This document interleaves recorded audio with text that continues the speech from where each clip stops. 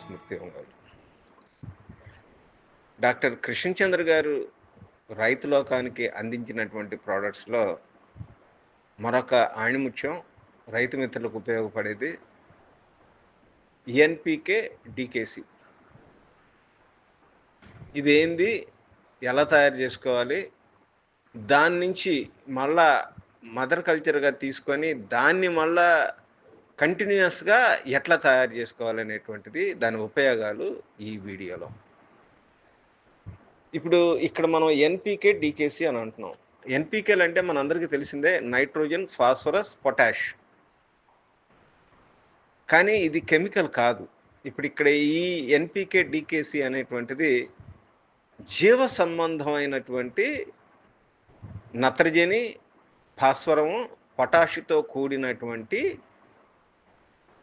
జీవ సహిత పదార్థం.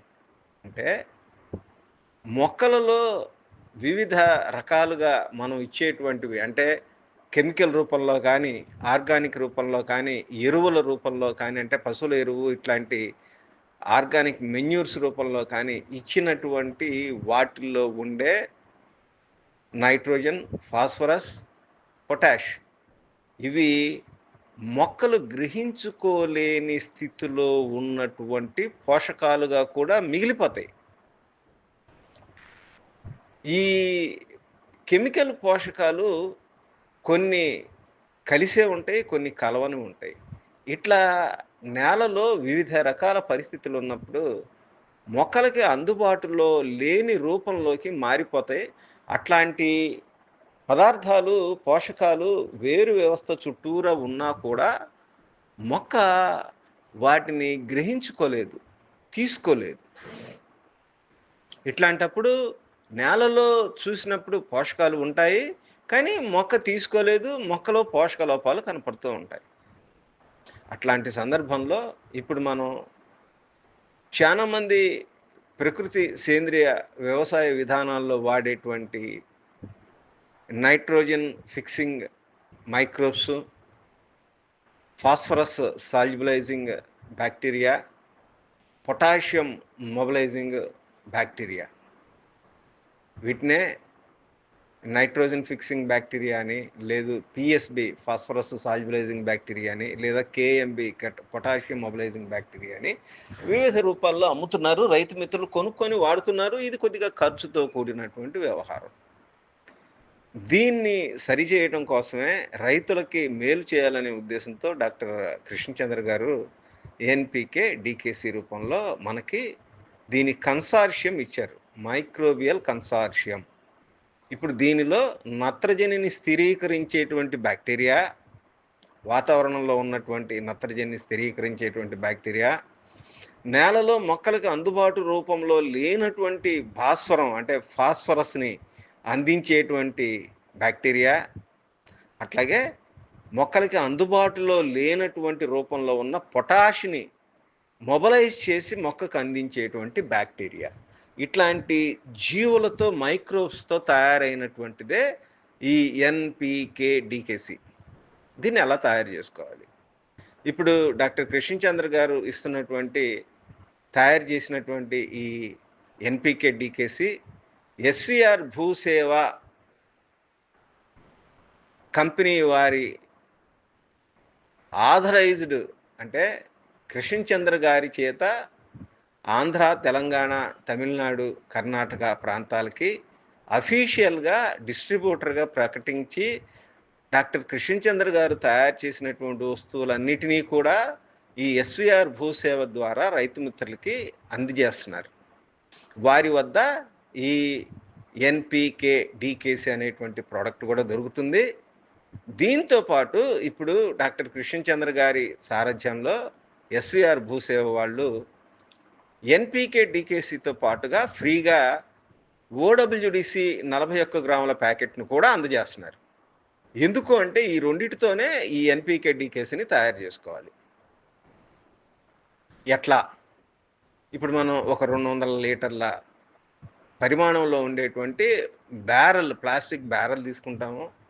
దానిలో ఒక 200 లీటర్ల నీళ్లు తీసుకొని 1 కేజీ బెల్లాన్ని బాగా నలక్కొట్టి ఆ నీళ్ళల్లో కలిపి 200 లీటర్ల నీళ్ళల్లో లీటరు పరిమాణంలో దొరికేటువంటి ఎన్‌పీకే, డీకేసీలో ఉన్న ద్రావణాన్ని ఈ 200 లీటర్ల పీపాలోని బెల్లపు ద్రావణంలో కలుపుతూ దానికి 41 గ్రాముల ఓడబ్ల్యూడీసీలో ఉన్న పౌడర్ని కూడా కలపాలి.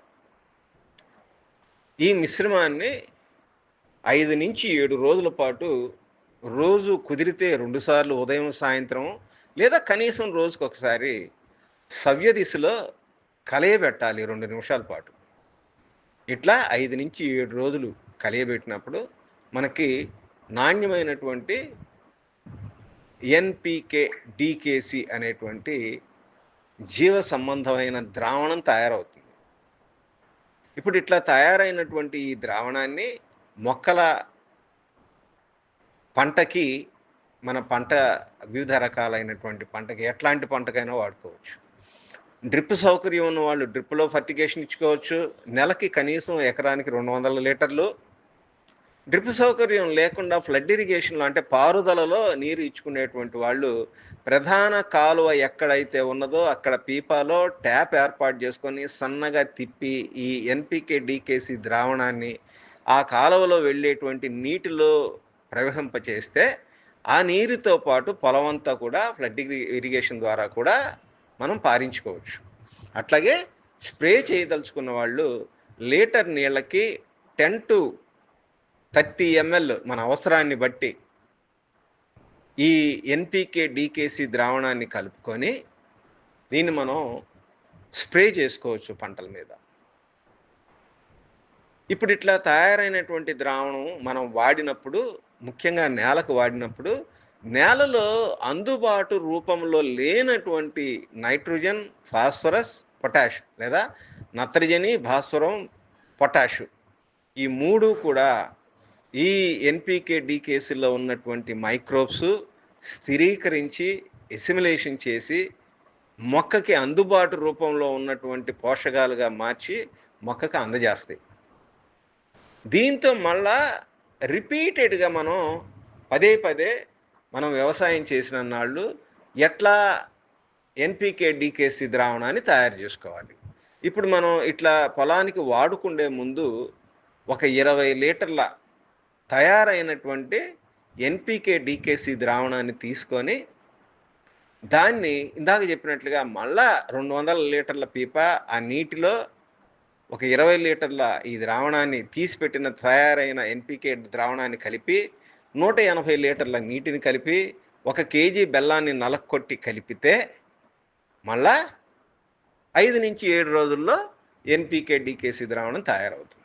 ముందుగా 20 లీటర్ల మదర్ కల్చర్ తీసినటువంటి దానికి 1 కేజీ బెల్లాన్ని నలక్కొట్టి కలిపి 180 లీటర్ల నీటిలో పీపాలోని నీటిలో ఈ 20 లీటర్ల మదర్ కల్చర్ని కలుపుకొని 5 నుంచి 7 రోజుల పాటు మళ్ళా సవ్య దిశలో వసతిని బట్టి రోజుకు 2 సార్లు ఉదయం, సాయంత్రం లేదా ఒకసారన్నా కనీసం కలియబెట్టుకుంటూ ఉంటే ఈ ఎన్‌పీకే, డీకేసీ ద్రావణం తయారవుతుంది.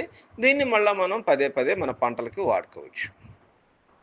దీని మీద మీరు ఆల్రెడీ ఇప్పటికి వాడి ఉన్నా లేదు వాడటానికి సంబంధించి ఏ రకమైనటువంటి డౌట్స్ ఉన్నా కూడా కామెంట్ రూపంలో అడగండి, మీకు వివరించడానికి ప్రయత్నిస్తాను. జై హింద్.